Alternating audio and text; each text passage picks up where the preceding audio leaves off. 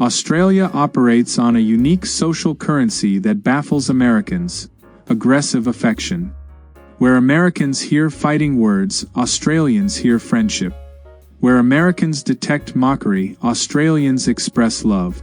The confusion creates spectacular disasters when tourists mistake brutal honesty for hostility and savage nicknames for insult. This cultural collision reaches peak absurdity when Americans, armed with their earnest positivity and literal interpretation skills, encounter Australians who communicate warmth through what sounds like verbal assault. I'm working a dive boat off the Great Barrier Reef when this American couple boards. Within 10 minutes, my captain greets the husband with, "Day dickhead, first time diving, or are you just naturally uncoordinated?" The American's face goes purple. He demands the captain's supervisor, threatening 1-star reviews and legal action for workplace harassment. His wife is already filming for their Hostile Australia Experience documentary. The captain, genuinely confused, explains that's literally how he greets his best mate of 20 years. The American insists this proves Australians are normalizing verbal abuse, and launches into a speech about American workplace professionalism standards. He creates a PowerPoint presentation on his phone about respectful communication, citing fake Australian anti-bullying laws he invented. References a non-existent UN charter about tourist dignity rights.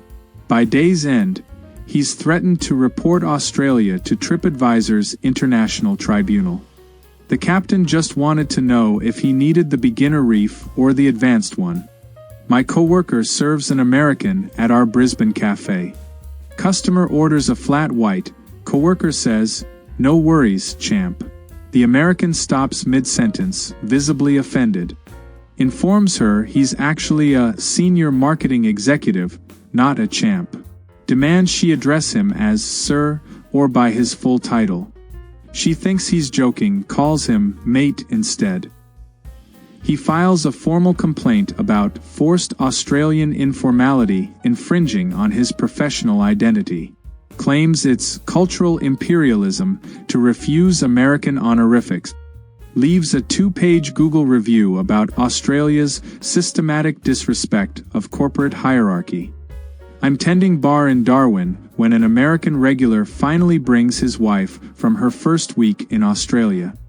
My colleague greets her with, "How you goin', love?" She freezes completely.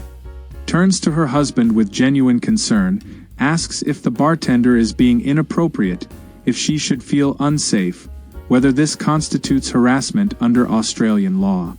The husband has to explain that every woman in Australia gets called love by service workers, that it means absolutely nothing romantic. She doesn't believe him. Spends the next hour Googling Australia love nickname sexual harassment laws. Creates an elaborate theory that Australia hasn't caught up with Me Too movement. Writes to the American embassy suggesting they issue travel warnings about unwanted terms of endearment. Posts in 17 Facebook groups asking if she should press charges. Demands the bartender sign a written apology acknowledging his boundary violation. My colleague, a 63-year-old grandmother, is utterly baffled. She calls everyone love, including her dog, her plants, and occasionally her car. The American woman eventually creates a blog called Fighting Casual Sexism Down Under, with one post about this incident. I'm leading a snorkeling tour in Cairns when an American dad introduces his teenage son to our boat crew. Our deckhand, making friendly conversation, says, "Your boy's built like a brick shithouse. Mate, does he play footy?" The father goes absolutely ballistic. Thinks his son was just called a toilet. Demands immediate apology, threatens assault charges, starts recording everything for his lawyer. The son, mortified, tries explaining he knows it's Australian slang for strong or well-built. The dad refuses to listen, insists Australians are gaslighting him about obvious insults. Creates an entire conspiracy theory that Australians pretend offensive phrases are compliments to mock tourists. calls it linguistic warfare against Americans. Spends 30 minutes loudly explaining American compliment culture, how you'd say strong or athletic like civilized people.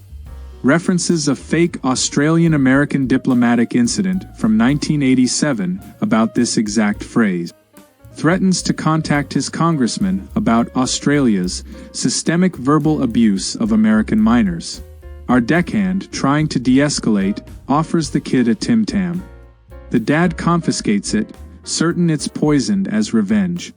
The son later apologizes to our entire crew via email, explains his father thinks Australia is deliberately trying to offend Americans as national sport.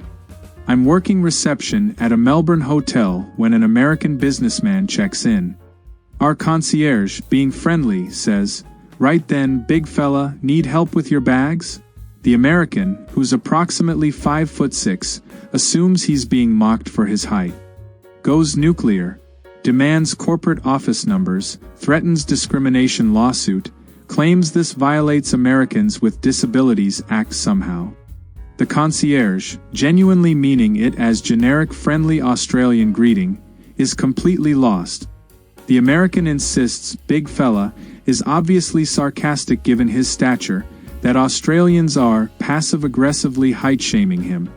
Creates elaborate presentation on his tablet about size-based discrimination, includes photos of himself next to famous short Americans like Daniel Radcliffe for comparison. Demands the hotel implement American-style, neutral greeting protocols with no size references. Threatens to report us to fictional International Hotel Courtesy Standards Board. Refuses his room key until we apologize for the systematic mockery. Our concierge, who's called literally everyone big fella for 40 years regardless of size including small children and his tiny wife, just stares blankly. Eventually calls his actual big fella friends to come witness this madness. The American interprets their arrival as intimidation, threatens to call American embassy about organized height-based harassment campaign.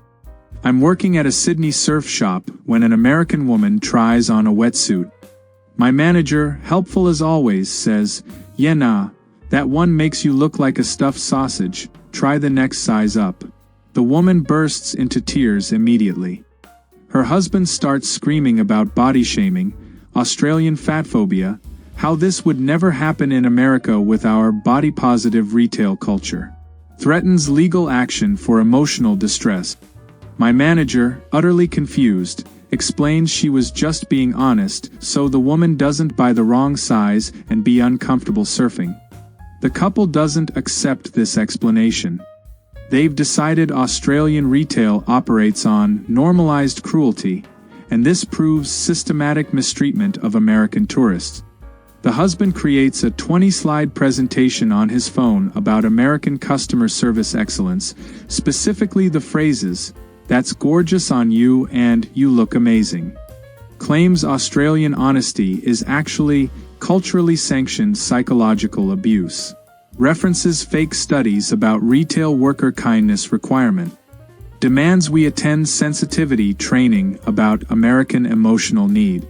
The wife writes a 3,000-word blog post about her traumatic Australian shopping experience, includes speculation that Australia's British colonial past explains our emotional coldness. Posts comparison charts of American versus Australian compliment frequency. My manager, reading this later, says, "Bloody hell, I just wanted her to enjoy surfing without a wedgie." I'm managing a pub in Adelaide when American tourists order meat pies. After they finish, our chef comes out, asks, "How'd you go with the pies? Not bad for frozen shit, yeah?" The Americans are horrified. Demand to know why they were served frozen food, why the chef admits his food is shit, whether this violates health codes. The chef, laughing, explains they're actually excellent pies. He's just talking them down in classic Aussie self-deprecating style. The Americans don't buy it. They've concluded they were deliberately served terrible food because they're American. Create elaborate theory that Australians reserve good food for locals, serve tourists shit and admit it proudly. The husband pulls up fake Australian restaurant regulations he's inventing on the spot. Claims there's a mandatory warning system for frozen ingredients that we violated. His wife is already posting health code violation reports to fictional Australian food safety authorities. They demand a full refund plus compensation for emotional distress from truth in advertising failure. Threatened to report us to American Embassy for systematic food fraud against American tourists. Our chef, who's won actual awards for these exact pies and calls them shit out of habit, just walks away shaking his head. I'm a tour guide in the Outback near Alice Springs when an American asks if we'll see dangerous wildlife. I respond honestly, nah, yeah, probably some snakes, maybe a spider or two, she'll be right though. The American hears this as confirmation of imminent death. Spends the next 3 hours convinced I'm criminally negligent, that Australian tour operators have casual attitudes toward American safety. Demands we turn back. Insists I'm legally required to guarantee 0 animal encounters. Creates elaborate theory that Australians use tourists as snake bait to protect locals. Cites fake Australian tourism laws about danger disclosure requirement.